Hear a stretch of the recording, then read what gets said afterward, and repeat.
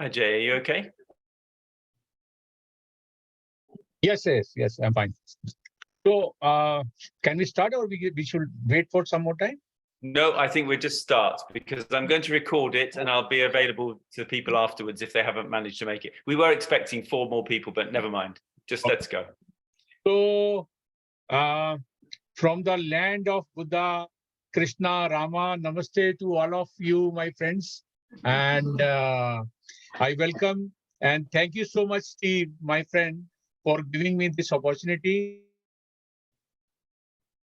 to interact and to share my lifetime experiences with you guys and to learn more from you. And the first thing is, as you have mentioned, being recorded. Yeah. So the first thing you mentioned, that was a wonderful moment that time when we first met, when you came to India for Starfish Initiative program, where I still remember how you came with all those gizmos and you knew things that we have started here and giving education to people at free of cost. It was something I never seen before. And that was also my first-hand experience with an international NGO like yours and working with Nafisa Ali, who was a social celebrity here. And that, I guess that project run pretty long, around 4 or 5 years, that went very well. After that, I got disconnected with that program somehow. And now, as you have given me this topic, the lesson of the life is always, on. Life is the biggest teacher for us all. And every day when we wake up, we wake up with a new challenge and new thought. And in my journey of life, what I have understood about life is that every day a life is a celebration. We must celebrate our life. We must thank God and Almighty and whatever the superior power that you believe in or we believe in. Doesn't matter. There is only one invisible power. And the only thing that I have learned over the years, being in politics for more than 3 decades and actively associated with Indian National Congress Party for almost 35 years, I have learned many things. The first and foremost thing that I've learned is compassion. If in our life compassion is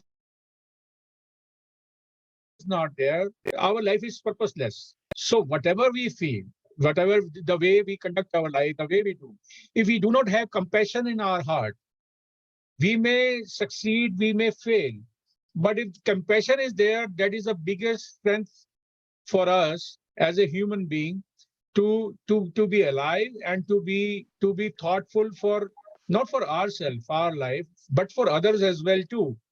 And like in my circumstances, I come from a middle class family, ordinary middle class family. My father and my grandfather, they migrated and at the time of partition in 1947 from Pakistan to India. So they came on 15th August 1947 to New Delhi via train. And what I have heard from them, a train before that, the train which arrived before, in which my grandparents and my father came, everybody was cut and it was full of dead bodies. So they were lucky enough to reach India and New Delhi safely somehow. And then they were landed near the Red Fort area. You must have seen our Lal Killa or Red Fort BC, where our Prime Minister goes every 15th August and he delivers speeches. There was a camp there. They stayed. They put them all of them there. From there, my father started his humble life as a small student. He was hardly 14 or 15 years old that time, and then my grandparents and all my uncles, my aunts, they all worked on daily wages in India, in Delhi. They did all sort of jobs to stay alive and to do hard work and to somehow survive. And after a few more years, My father also, started helping my grandfather. And like Mr. Modi says, he used to sell tea. Actually, there is a doubt on that whether he sells tea or not.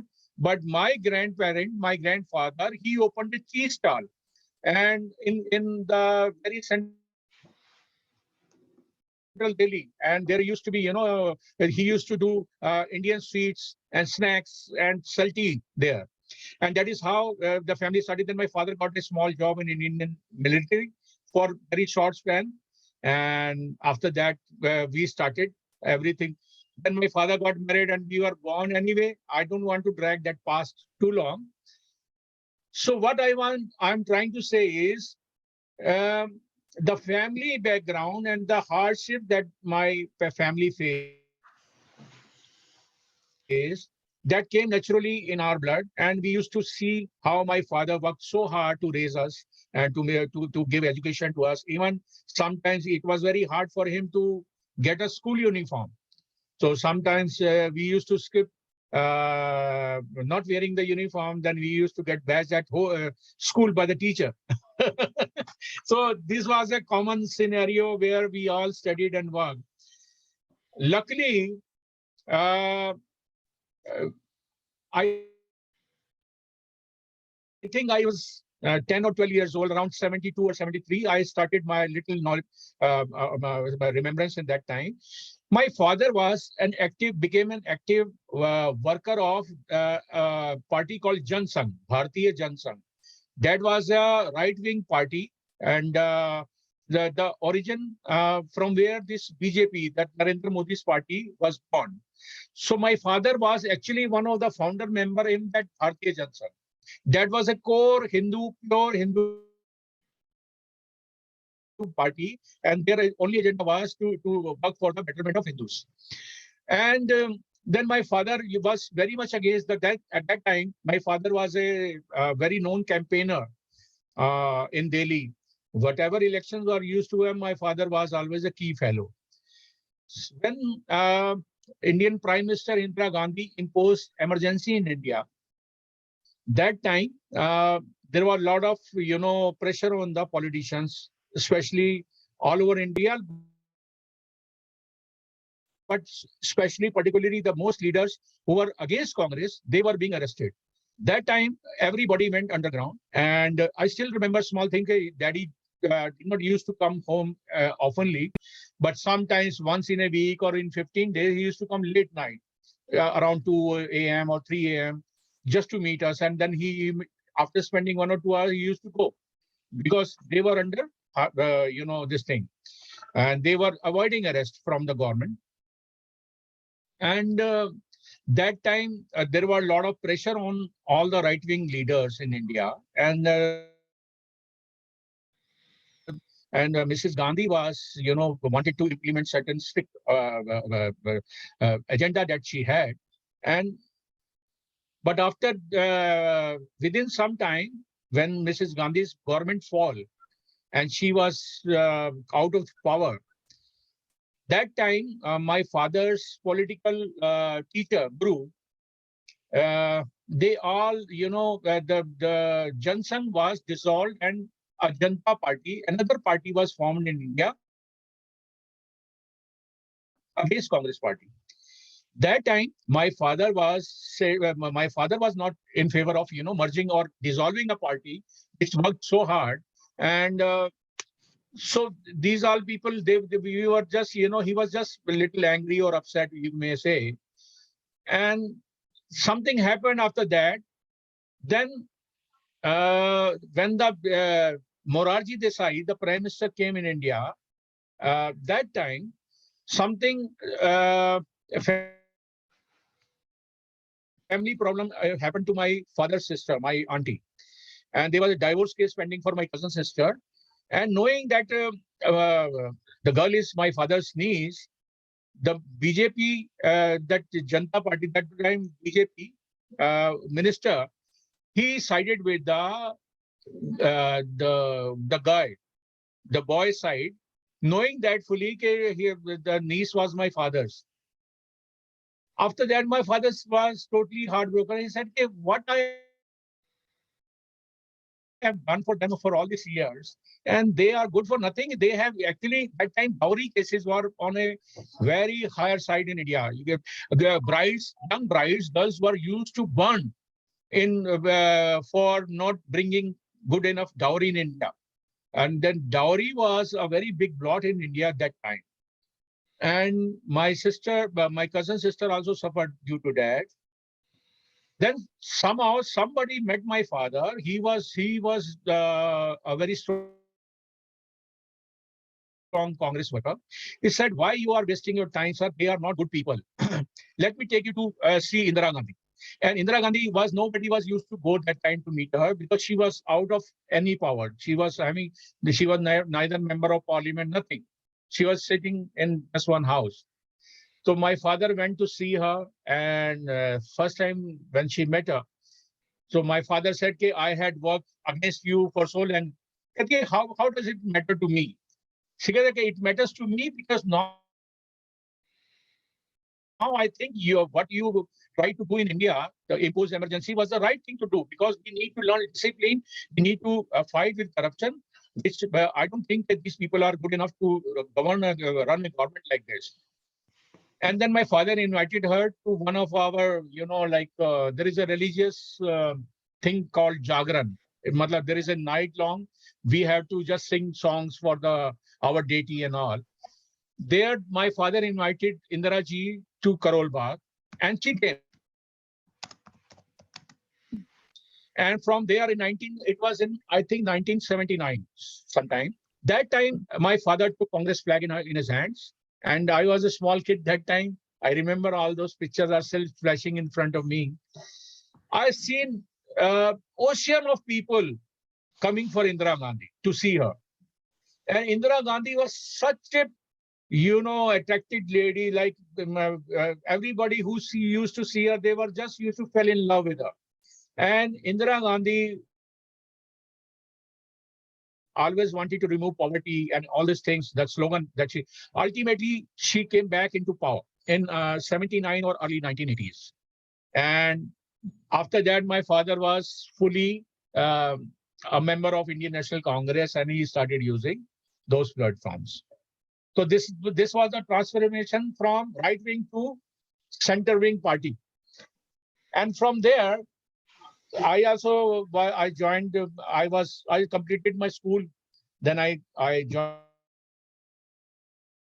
my college. Then I used to be very, attracted to what my father used to do, because he was master of going to the people in their colonies, in their hutments, in everywhere in Delhi, and he used to speak continuously for 15 hours, 16 hours every day. And that was something, it's not easy for anybody to deliver speech from every, after 10, 15 minutes, you are delivering another speech, same thing you're repeating. That time, this audio cassettes were not there, only live. So I also, somehow jumped in. There was a battery operated mic system there is a three-wheeler, we call it. There is a three-tire scooter. It was very common. You must have seen, Stephen, in Delhi. So my father used to put two big horns and the party symbol and some slogans. He used to decorate and my father is the first person who started making this mobile campaign vans in India. Earlier, they were everywhere. They were small, roadside corner meetings were used to happen. But this mobile going to the people was my father's concern. He started doing it. I started enjoying it. And that is how my entry into Congress came, without becoming.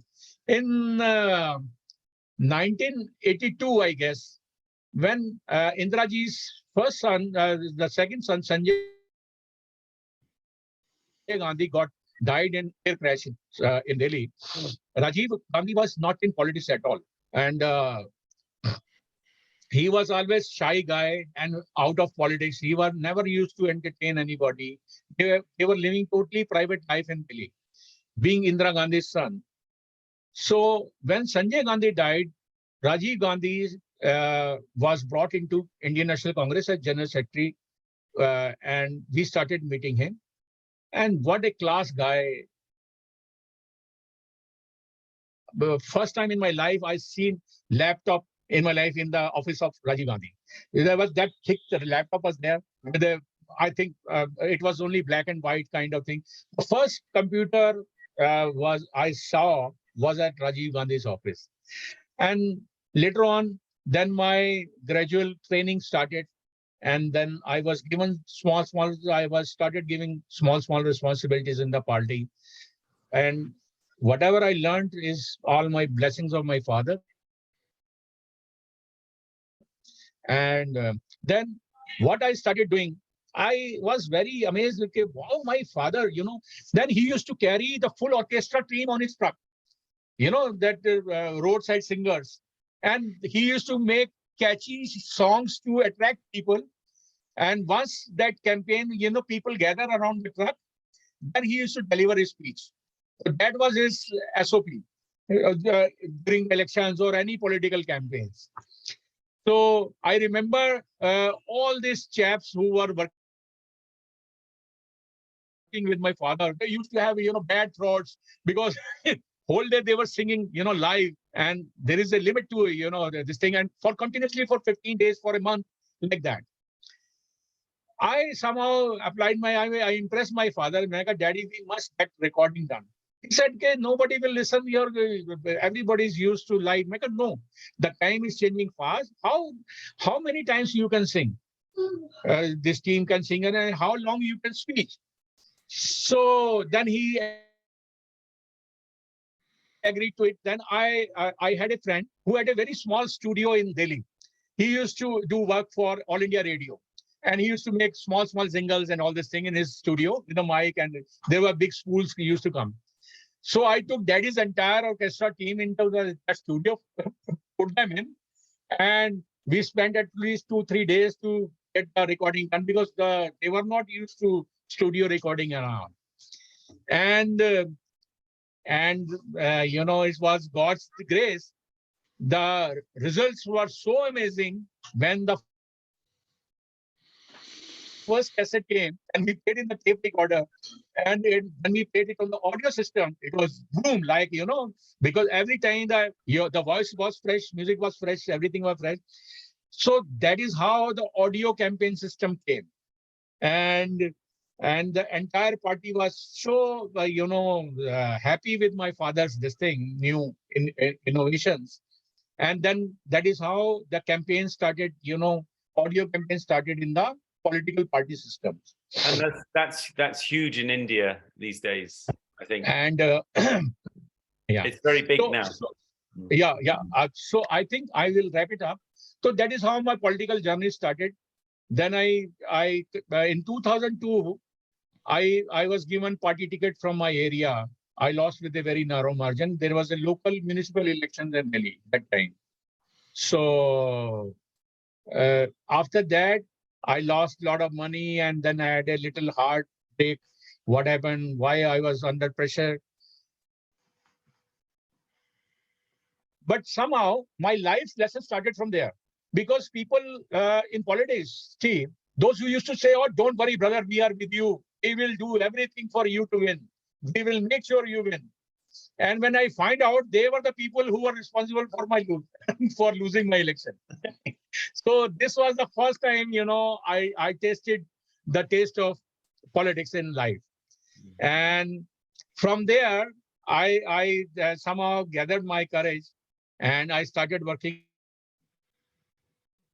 with full vigor. Next time I was then Nafisa also I met her, and she was Indian celebrity. Then went to there was a red light area in Delhi where all these sex workers, they used to live in a very filthy conditions. So Nafisa Ali used to work in Indian films with celebrities like Amitabh Bachchan and all. She wanted to do some NGO work in Delhi. So I said, and that time AIDS started stepping into India. So AIDS was, at that time, because people were not aware of what this disease is. So the worst target was all these cities, red light area and all, because there was no concept of, taking any safety measures and all. And I took Nafisa to that city's red light area. We visited most of the brothels. There were about 7, 8 brothels where a lot of women were already working there. So there was a common friend who arranged this thing for us. But just a minute. So there we find out that AIDS is something that will deprive them from their life. And that is how that Action India trust was made, in which few more people were included. There was some UK-based businessman also who started funding us.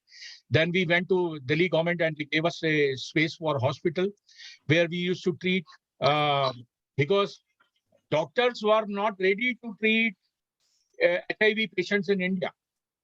There was a phobia, or there was a kind of, what do you call it?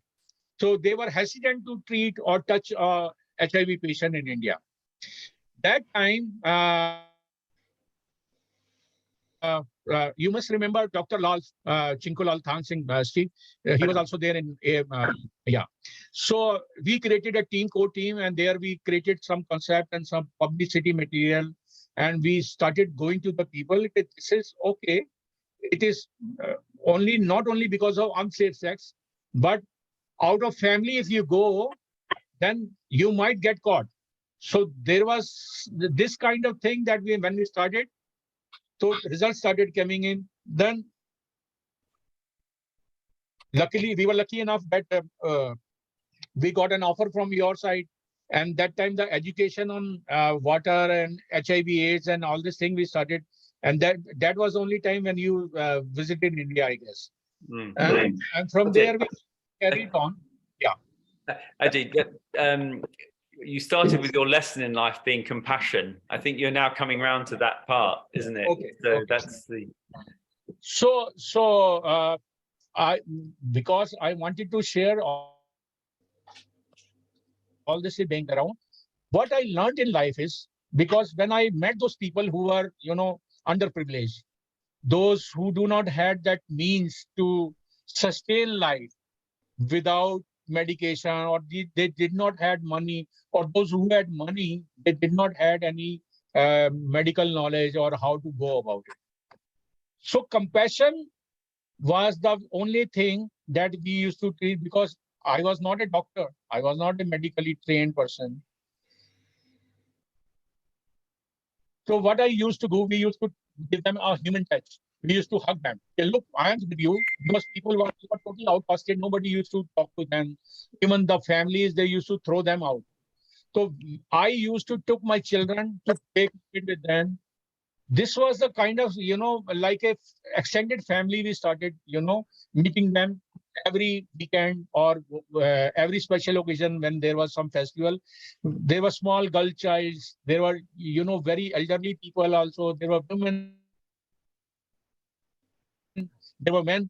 So compassion is the only thing that led us to make these people little comfortable. And they were actually, because negativity was totally inside them. They were totally, thinking that they are going to die very soon. So somehow we made them this thing. We used to comfort them. Okay, listen, there are many good things are coming in our way, and you will not die. We are eating food with you. We are staying with you. There is nothing like that. The only thing is you have to be little cautious about your future further life. You have to take treatment. And that time, believe me, Steve, the cost of treatment was unaffordable in India. The HIV medicines, they were so expensive that a normal family, a normal person cannot even afford it. That time it was at least, I think, about 12,000 or 15,000 for a week, course of the tablets. And then government was used to, and they were not ready to register themselves with the government programs, where government used to pull in. Because what the government used to do, they used to pick them, they put them in the hospital, like a jail, and there they were treated. So whatever we used to do was we became a bridge between the government and these people. And we said, okay, look, we are providing our doctor, our nursing staff, we are providing them hospital, we are providing them food. So you please support our NGO in a way so that they do not have any fear. They can continue to live there. Because, what used to started happening, people stopped reporting their HIV status in India. And that was more dangerous for the society. So that is how these NGOs worked very hard in India, and that is how the HIV campaign later on, after 5-7 years.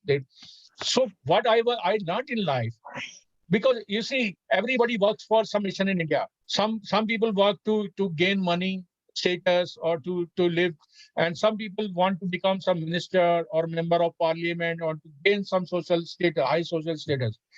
My father said one thing to me, Ajay, we are human beings. Remain grounded. Never get, attracted to this high positions or to get greedy or to start working for objectives which are not purposeful in life. So that guidance of my father, that helped me grow in a human being with most honest manner. I still have contacts with every strata of society in Delhi. People without any fear, without any hesitation, if they find any problem in their life, if there was a lady who was very shy, he used to come and see, Namaste Bhaiya. I said, hello, brother. I said, Mega, do you need anything? Brother, I am asking my husband to donate me, to get me a machine for testing my diabetes status. So that machine is quite cheap in India now. It is hardly $500. So I just called her next day. I asked my sister, my daughter, Manika, I have a task for you. You have to gift her one this testing kit to this lady. Tomorrow she will come and you will meet her and you will give her, because I wanted to let her catch this kind of sentiment so that she should also start, because my daughter is working with American Express right now and she's earning quite good enough money. So I said, look, my daughter, you have to learn these things which I learned from my father: compassion, care. We had to give care to people, those who are in need, without thinking twice. If we have the capacity God has given us, whatever capacity that we are in, whatever little things that we can do to the people, those who expect from us, we must do it. So these 2-3 things have given me a lot of satisfaction at heart. I still sleep anytime, anywhere, without anything. Just thank God. Okay, God, thank you. I'm in your lap. Next day, he wakes me up. I again thank him. Or you give me another wonderful day to live on. So these are the concepts, Steve, that I learned in my life. And I believe me, these are beyond India. These are the human things that we must, same thing that I saw in your NGO that time when you came to India without any purpose, and you gave so much to our NGO, and you given your expertise. So you are creating the same thing. So that is how I became your fan. He is the gentleman who came from those miles and helped us. This is more than just a chainsaw job. It's not just. Thank you, So Ajay. there are learning lessons. That's great. It's why I asked you to contribute, because and for those who just joined, Chris Hutchinson particularly, Ajay was telling us an amazing story of his father coming as a refugee, really, from Pakistan to India at partition, and actually being involved in building modern India with helping form the original parties. He invented the audio campaign for political parties. Yes, campaign system. Which is huge in India now. It's absolutely amazing. It's one of the main, and also how they touched the Gandhi family and were very close to them. but throughout it remaining, as Ajay just shared even recently, in touch with the common person. And that's why I knew this is a politician we're looking at here who is not usual, exception. All of us want people who don't get stuck in the high towers, but stay grounded. And I'm very grateful, Ajay, for you sharing that amazing insight into your background, which I didn't know. I didn't know all of that story. I'm going to, because we've heard that your father could speak for 15 hours without stopping. Yes, yes. I just want to invite anyone who's joined us to comment on what you said. It was sometimes difficult to hear what you said with the sound, but I think we got most of it.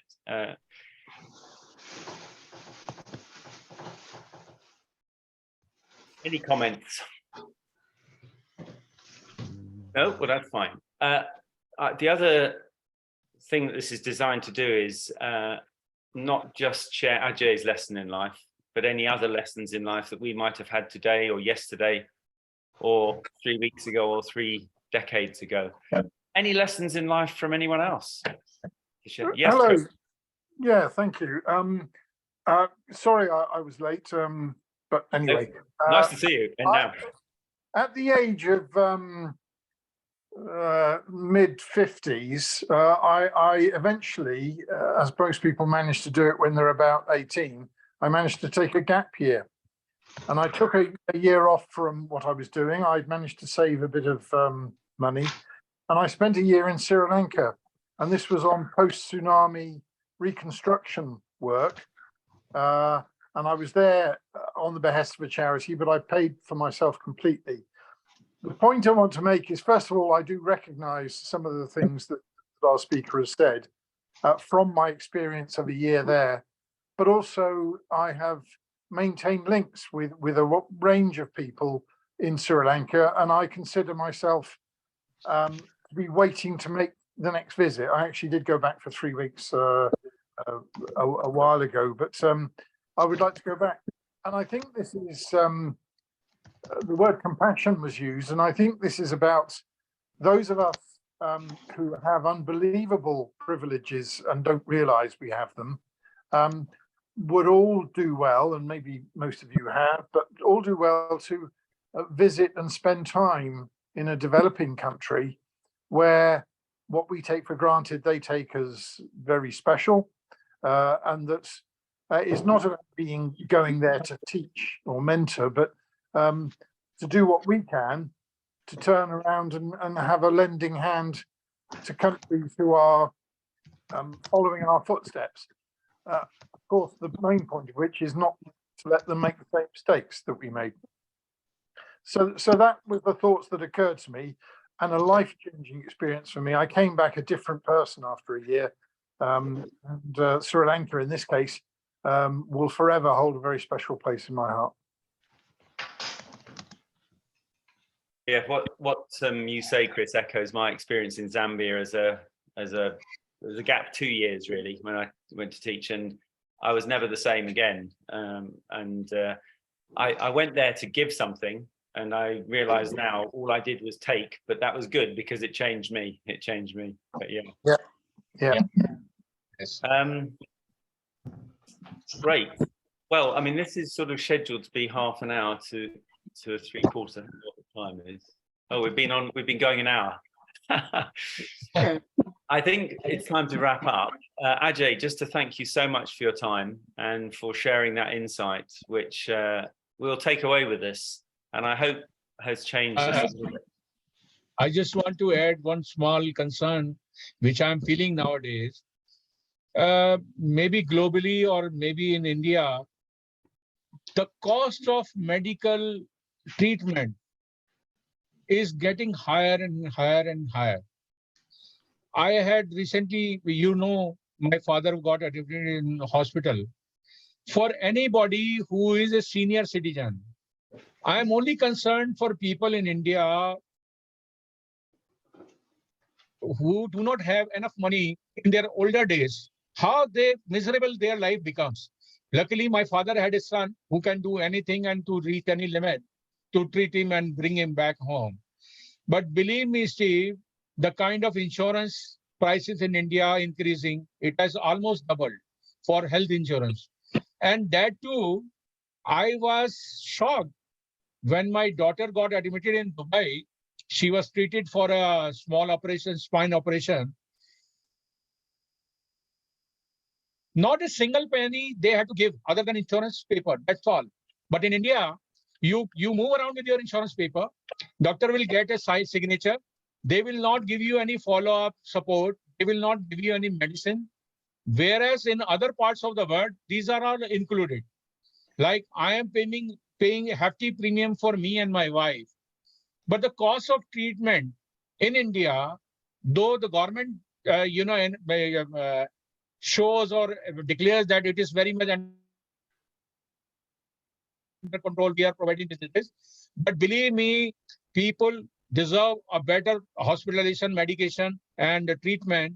They get at a very higher price in India. And this is my next project. I am thinking on work on this to create awareness. And because insurance company, the private companies are coming in, the government is allowing them, but they are not ready to settle their claims also. So these are on the higher side. This is the second, because corruption in government, nobody, even God cannot help. At least in India, we know that all these big people, some of them are even living in your country. They have taken enormous money from India and they are now enjoying their life somewhere else in the world.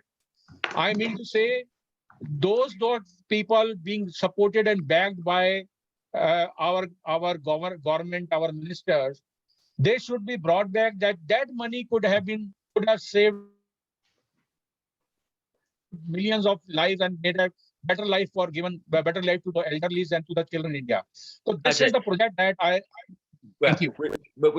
Well, thank you for that. And if you have anything that you can send to us when you get involved in that we can do to help support that, then I know, I just let us know. But I want to ask Ian to speak the comments he's just made on the chat, because he was responding to your comments really. And I think, Ian, if you could just say what you wrote. Can you hear me? Yes, we can hear you. Yeah. All right, because my screen is saying that the audio is not working. Yes. What did I say? You're talking about compassion, but we're seem to be living in an age where compassion is politically optional in Britain, which is rather unfortunate. Also, to address the point that you just made, that we know that the National Health Service, which has been an absolutely amazing feature of British life since the Second World War, is definitely under threat. It has been privatized. Primary healthcare has been privatized many years ago, although people don't realize it. And I think they would like to do the same thing with hospital care and such like. But I think that illustrates the other point that I made, which is that we live in an age at the moment, a political era, where honesty doesn't even seem to be an option. It seems to be completely unimportant to those in power at the moment. It's not a very pleasant situation to be in. Thank you. The trouble with this particular Zoom group is we're probably all singing from a similar song sheet. But I'm building this program, and we will one day have people where we hope we can change each other's minds. Chris, before we go, I want to give you a chance to say something if you wish to. Me? Yeah. Sorry, Chris Wheatley. Yes, that's right. Okay. Yeah, well, I was just very taken by your very early words when you said how important it was to enjoy the day as well as be compassionate. And it just took me straight back to, I think it's in one of the Psalms in our Christian holy book, but it applies, I think, throughout really. You could just change it to God or whatever, but this is the day that the Lord has made. Let us rejoice and be glad in it. And something you said made me again reflect on the fact that we only know that we have today. And so let's take it forward, sort of thing. So thank you. Okay, that seems a very good note to finish on. Thanks ever so much, everybody, for supporting the cause. I'm very excited by these sessions. If nothing else, I go away with a smile on my face and a song in my heart. So I hope, to a certain extent, Ajay, what a fantastic thing to connect to Delhi and go through. Ajay's father, I think, is 93 and was recently very sick in intensive care. Right back to partition in India, direct link. I mean, that alone was worth turning up for, let alone what you said. Ajay, thank you very much. Namaskar. Thank you, everybody. Thank you. I'm going to end the meeting for all because I just want to talk to all of you for a bit longer, but we can't do that. It will just be a bit, I've got to run. But let's speak individually and follow up on this. And Ajay, please do give our greetings to your family, especially your father. And his story was great to listen to. I'm going to put the recording of this up on a YouTube channel for anyone who wants to go back and review it. Other than that, it's goodbye from me. I would love to, share that chat with everybody here in India in my circle. Sorry, say again, Ajay. I'm saying that I would love to share that recording with all my friends and in my groups. Well, I'll send you the link. Thank you. Yeah. Okay. Bye for now. Bye-bye.